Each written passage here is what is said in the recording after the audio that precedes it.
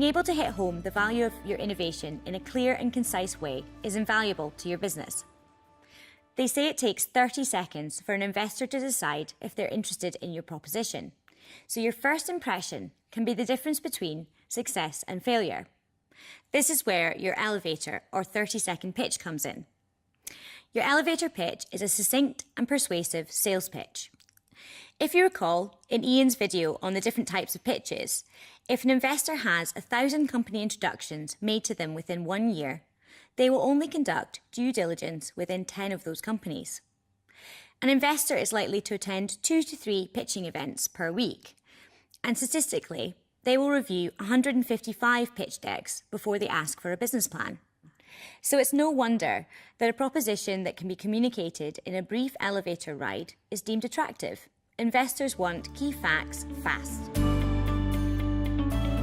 So how do we craft one? It's often recommended that you refer to your business model canvas, but 30 seconds is far too short to outline any detail, so you need to keep things focused. It's important to consider what you are trying to achieve and communicate from your 30-second pitch. How do you best communicate with this audience? How do you turn your ask into an action? How do you make that lasting impression? Using a hypothetical company as our example, we are going to walk you through our top tips. But before that, let's have a look at what constitutes a bad pitch.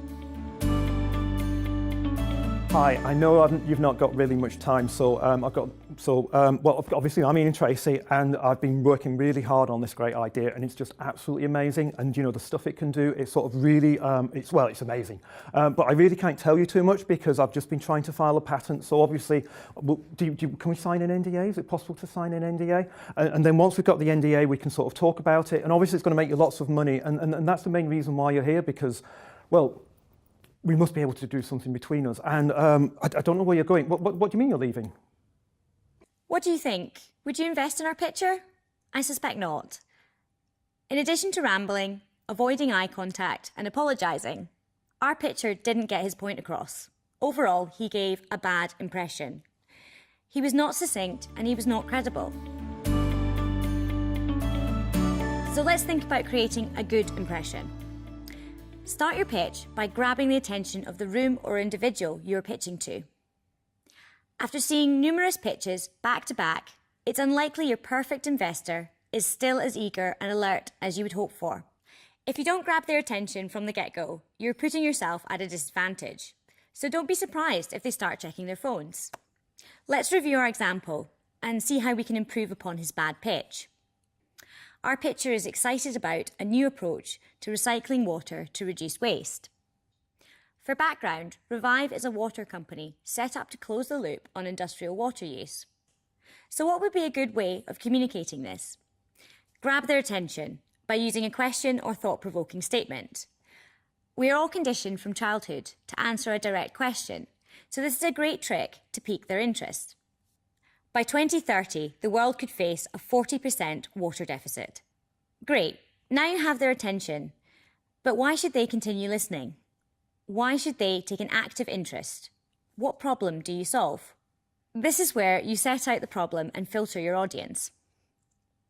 Manufacturing wastewater can already be cleaned to a standard that is safe to reuse, but this is expensive. We have now told the audience that we are looking for clean tech and industrial investors. They understand there is a need, but why is your company special? What value do you provide? Is this a viable and scalable model? You need to inform. My company has a robust, high-throughput, cost-effective filtration material. Now, reinforce your value by outlining your credibility. Who have you worked with? Do you have any partners? Have you made any sales? This was developed at the UK's leading university for water research, and we have exclusive rights to commercialise. You have presented your proposition in a clear and robust way, but the fact is, you are making this pitch to gain something, a partner, investment or advice. We are seeking £500,000 to establish the first full-scale facility. And obviously, remember to tell them who you are. By this point, your target audience should remember you. But there are tricks to help with this. Consider gesturing towards your stand location or giving your business card. You can also wear a distinctive outfit like a floral dress. My name is Mary Dillon. Speak to me if you're interested. Our pitcher is now prepared. Let's see him run through the whole of the 30-second pitch. By 2030, the world could face a 40% water deficit. Manufacturing wastewater can already be cleaned to a standard that is safe to be reused, but this is expensive. My company has a robust, high-throughput, cost-effective filtration material. It was developed at the UK's leading university for water research, and we have exclusive rights to commercialise. We are seeking £500,000 to establish the first full-scale facility. My name is Ian Tracy. Speak to me if you're interested. What an improvement. This pitch is now direct yet friendly. It paints a picture of the opportunity for investment and why the company is relevant. By providing the listener with bite-sized pieces of information, it doesn't overwhelm them. It provides the initial information to open up a further conversation. Remember, grab their attention, filter your audience, inform and outline your credibility. Then finish off with a call to action and by telling them who you are. Then you will have crafted an impactful 30-second pitch.